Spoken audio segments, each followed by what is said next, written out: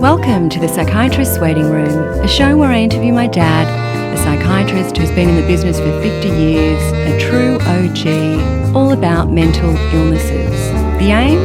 To explain the complexity of mental illness in as simple terms as possible. Welcome, Dad. Good morning, Georgia. Now, it's been a sad week for us here in Sydney, Australia, where in the past week there's been 3 stabbing attacks. The most tragic being when a 40-year-old man stabbed and killed 6 people in a shopping centre in Bondi. It was later discovered that he suffered from schizophrenia and that he was unmedicated. Firstly, Dad, before we start, as a psychiatrist whose specialty for decades has been schizophrenia, how does it feel when you hear a story like that? Oh, it's extremely sad. I don't need to hear it as a psychiatrist. As a person, it's tragic, that these sorts of things happen. And I think what you're getting at is obviously looking at the mental illness, but I just see it from the victim's point of view when I look at the Westfield tragedy. But as a psychiatrist who's been treating schizophrenia for 50 years, how does that feel? Do you think we are discussing the illness more and more in society, or do you think there's more to be done around schizophrenia? Do any of those thoughts cross your mind at all? Well, schizophrenia treatment's come a long way in my time. The thoughts that I do know that schizophrenia patients do not harm as much as the average person in the street. There are 80 murders a year from the general public. Schizophrenia is very rare. But the trouble is when schizophrenia does it, it's in a bizarre reason for a bizarre purpose. And it's hard to understand and it gets a lot of attention. So basically what I want to say is I know that patients with schizophrenia are less dangerous than the average person. Well, it is interesting because you did mention that recently. You said there are road deaths are numerous. It's just we haven't been there to witness them with cameras and all the rest of it. 24 people so far this year have died from domestic violence at the hands of men. So it is an interesting insight. I do also have to say that I feel as a society we are becoming way more aware of the tragedy of mental illness that can happen. For example, 10 years ago, I think the media narrative around a scenario like this would have been very different. They would have been quick to call him satanic, evil, lock him up, and throw away the key. Now there's a lot of discussion around his mental illness, around they were quick to find out if he was, in inverted commas, mad or bad. I heard that in the initial reporting. Is he mad? Is he bad? His parents are incredibly well-versed in their son's condition and cooperated with society and the police about schizophrenia, that he had been diagnosed at the age of 17, that he had been unmedicated. The conversations and the media reporting were fantastic, I thought. Do you agree that as a society we're becoming way more well-versed in our need and want to understand mental illness? Well, I disagree with you in the last 10 years because it's actually been going on probably the last 40 years that society understands mental illness and the way it's publicised and some of these events that occur in Australia and elsewhere. But I'll just talk about my journey with schizophrenia. I'll get to that in a bit. I just want to preface firstly just a couple of things. What makes someone mad and what makes someone bad? Let's clear that up. Bad people are very aware of what they are doing. It's a conscious decision based on some logical process. Madness is just a general term, so it's not a psychiatric term, but what we mean by that is psychotic. And if a person is psychotic, they do not believe they have a delusion where their views cannot be altered by reason, and it is a view that only they have, and it's not part of a general group, such as a religion or something like that. And it's bizarre and not understood by most people, unless you're trained. What's bad? What's bad? Yeah, as opposed to mad, what's bad? Because the initial reporting was, is he mad or is he bad? Badness is Sociopathy. intention. It's the intention. The intention is understood. A bad person does something because they want to do it. They understand what they're doing. They've got their full faculties, and they understand that. Mad people, or I think it was the McNaughton rules back in the 1850s or something, came to the conclusion that a person could be had a mental disorder based on a court case in England, and where someone tried to kill the Prime Minister there in the 1850s or something. It was the McNaughton rules, but I can't remember the details of it, that decided that this person was legally did not understand what they were doing was wrong. All right then, let's begin. 1 in 500 Australians has schizophrenia. What is schizophrenia? Oh, well, schizophrenia is, this is the whole thing. So I'll tell you that over the last 50 years of my psychiatry, going back to even a medical student, I was fascinated by the word schizophrenia when I started learning about psychiatry. It's a strange word. Why do we still keep that word? Other words like bipolar disorder, Mongolism, imbecility, and all these things have been replaced by Down syndrome, bipolar disorder, nice terms. So we still keep schizophrenia because it sticks out for some reason. We haven't come to some conclusion how to describe it in the way that other conditions have been watered down and looked at from an understanding point of view, because we don't understand it. So when I started off studying, they were categorised into 4 different categories: hebephrenic, simple, catatonic, paranoid, and chronic undifferentiated. All these lovely words that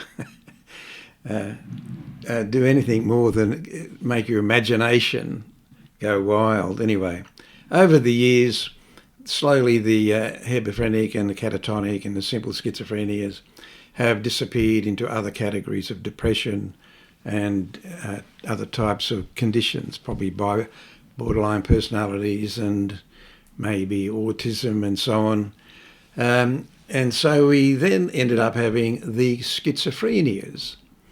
So it was a group of them, which was unclear. And now they're talking about a schizophrenia per spectrum. So the psychiatric profession has been trying to work out how to group a whole group of different types of conditions. But the core to most of the schizophrenias nowadays is that you are mostly paranoid. You have the person may have hallucinations or delusions. That means they hear things, they see things, they imagine things that are intruding into their mind. They have unusual speech. They seem to lack empathy. They have difficulty connecting with people. They dress a little bit awkwardly or slightly off what you'd expect. And they may be loners, etc. With medication, however, most of the people with schizophrenia are functioning very well. The second thing, those early diagnoses were based on behaviour. Now, it's not a very good idea to diagnose people on behaviour, because people can create behaviour. So basically the main thing we get with schizophrenia, which may look at our current situation, is that they might have thoughts where they believe somebody is putting thoughts in their mind, or they believe certain people can read their mind, or that they extract thoughts from their mind, or they have a feeling that more than they're being spoken about, but those people or individuals or organisations have a vendetta against them. And yet they can't explain why they can't catch them, see them, but they know they're there. And so eventually, most people with schizophrenia, unfortunately, when they're being tormented with these sorts of intruding thoughts or extractions of thoughts, are likely to suicide to get away from that torment. Mm.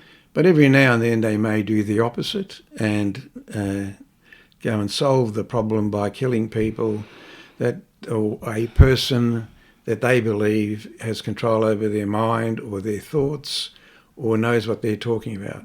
Now, when you talk to a person with schizophrenia who has these sorts of thoughts, you'll find their language will be a little bit difficult because they know that you know what's in their mind, and you know that you're reading their mind, or you know that he's in certain thoughts in your mind. And so when they talk to you, they know these things, but you don't. So you get what's called thought disorder and speech disorder, and the person will be talking slightly unusually. And so you get that sort of dissonance that happens.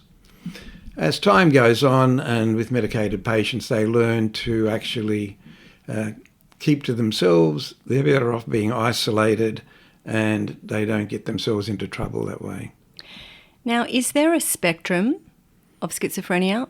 I can't see the spectrum myself. I mean, I just see severe cases and less severe cases, and So it's not a spectrum, it's just... the spectrum isn't clear to me how it works, as it does, say, with autism, which is a bit more clear in its classifications of their capabilities.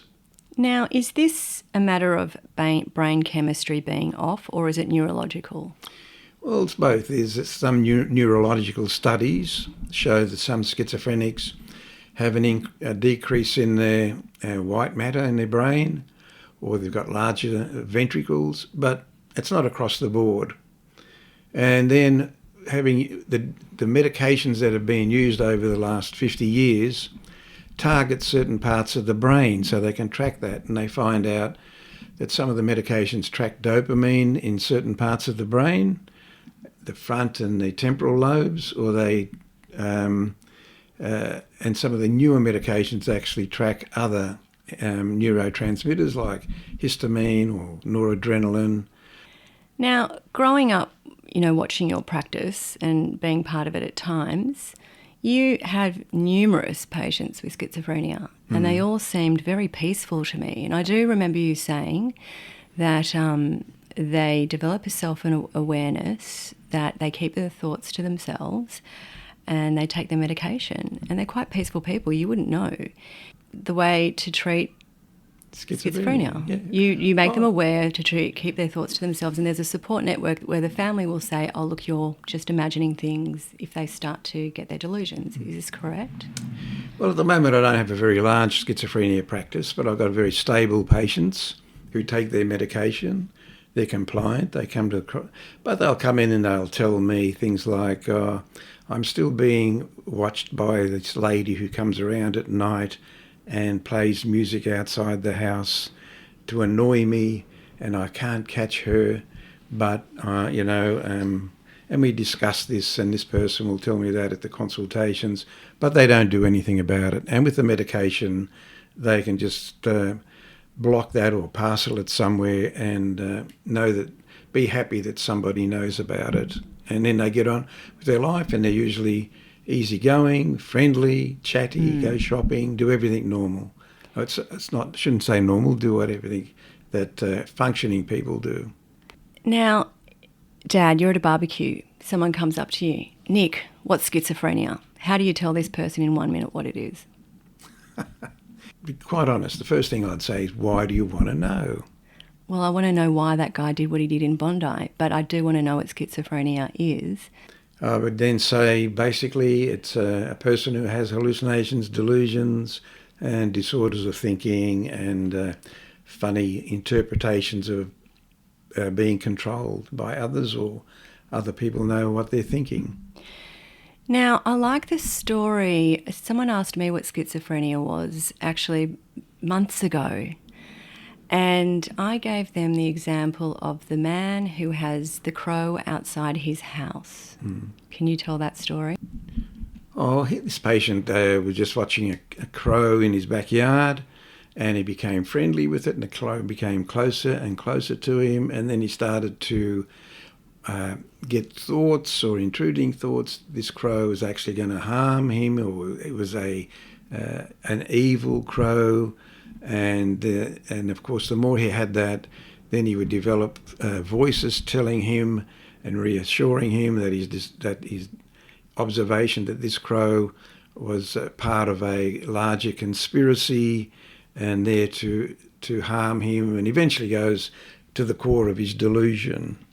And what he was saying that's how it developed. But once he's on medication, he will stop acting on that. Then he'll stop taking his medication, and it'll happen with not necessarily a crow, but something else that would lead to this underlying conspiracy or delusion that he has about people and himself, or a person and himself. Now, medication for schizophrenia really just does cease the delusions. Is that right?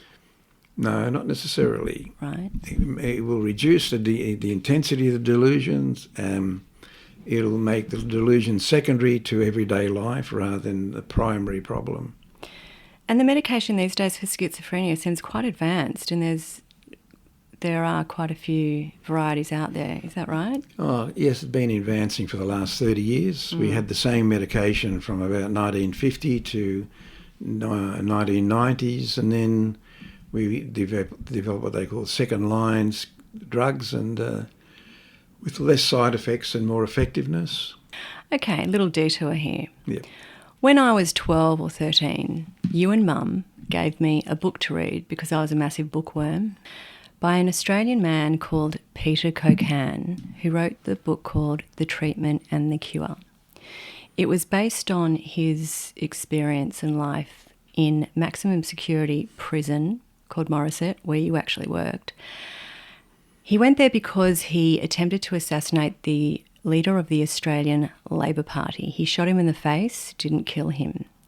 He ends up in maximum security prison. And he's a very good writer. He starts writing this book. Now, I was fascinated with this book at the ripe old age of 12, but I was really fascinated with a character in that book, a real-life person, a Polish man who was in that ward for schizophrenia. He had been on a train, and he thought everyone was the devil and that he had to kill them. So he did, with a knife. I never forgot that story. Now we're here with a 40-year-old man who went to Bondi and stabbed 6 people, killing them, predominantly women. How did Joel Couchy get to that point? How does one with schizophrenia get to that point? His mother has come out and said he was unmedicated, and that his father said he had societal issues relating to women. And the mother said something triggered his psychosis. No one knows yet. What do you think? Well, we're back to Mr. Couchy, are we? We are back to Mr. Couchy. I know you don't want to say anything, but what makes someone's psychosis trigger like that? Okay. The issue with Mr. Couchy is if he had a penknife, he wouldn't have killed anyone. But he had a long carving knife which could penetrate right through the lungs and cause enormous damage and so on. So first of all, we got the weapon.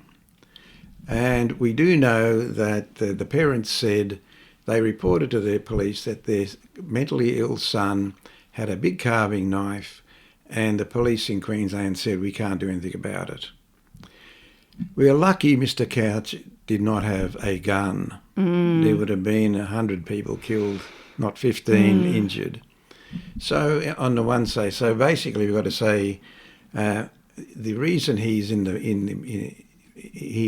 the papers is because he actually caused damage with a weapon, and so that's my point of view. Now, that's why he is notorious, is the size of the weapon. What he actually did, with a lesser weapon, he wouldn't have harmed anyone. He'd have been a nuisance. Somebody would have overwhelmed him. But getting back to why he did what he did, well, it's got to be one of those sort of reasons that I mentioned. He either believes that he's got a delusion of some sort, and he went to 3 different Westfields, and then he went in and out of a Westfield. So he's obviously having some sort of thought processes that's bothering him, and whether he's getting thought insertions or delusional ideas about certain people, maybe females, or a class of people going to Bondi, or he believes that people are plotting against him, or like the man on the train. We don't know. And probably the only people who could probably tell us is he may have mentioned this to his previous psychiatrist or therapists, and they may be able to answer that. Now, how can we as a society prevent something like this from happening? Well, I think that the only way we can prevent it from happening really is the same as the gun laws. We can do as best as we can with patients, and I think and that's something you hear about all the time. Not enough funding for mental illness, but I think that possibly there should be an understanding that the use of dangerous weapons should be. There's no doubt that a professional person, like a psychiatrist, psychologist, if they know you have a dangerous weapon, should report it, especially if there's no logical reason to have a hunting knife when you don't hunt. And it's illogical, so there must be another purpose for it. And I think there should be some sort of law about that, or empowering people, and probably encouraging other people like friends and family or school teachers who are aware there's something odd to report it, that it's inappropriate. It's as simple as that. But so we treat the patient better, we look at the weapon, and we look at the people who know about the weapon. Yeah, so his father was really, kudos to him for going to the police and reporting his son being fixated with knives. So again, it goes back to the support network around mental illness. It's a huge thing, never underestimate it. Before we go, I'd like to just talk about the book, The Treatment and the Cure, by Peter Kocan, because he won literary awards for that. And that, to me, is our version of One Flew Over the Cuckoo's Nest. Do you think it is? I think it's a terrific book. If you're further interested in Peter Kocan, you can always just YouTube video him. You'll see him speak. But he gives an incredible insight into the world of serious mental health issues. Now, anything else you'd like to add about schizophrenia for us all to understand? I feel like it was one of your favourite illnesses to treat. Oh, that was the I'll use the term, the jewel in the crown of psychiatric illnesses. For me anyway, and the fascination of it, and meeting the people and finding out that there was quite intelligent people, creative people, sad cases of, very gifted people deteriorating. One of the saddest things was that the school I went to, the captain of the school about 4 years ahead of me, who came something like 4th in the state, about 15 years later, I was working in the back wards of the psychiatric hospital, and he was there with chronic schizophrenia, writing letters to various governments and agencies about all these conspiracies and things. It was actually sad to see that, and to see someone who you admire when you were young to end up like that. But that's their life of schizophrenia. Yeah, that's the movie A Beautiful Mind with Russell Crowe. Yeah, that same sort of thing. Yeah, such a great movie about schizophrenia. On that note, Dad, we'll wrap it up. Before we go, our hearts go out to everyone affected by the tragic events that happened in Sydney last week. Let's just keep the conversation around mental health rolling. If you'd like a question answered by us, please email me at georgiacassimatis@yahoo.com. See you next time.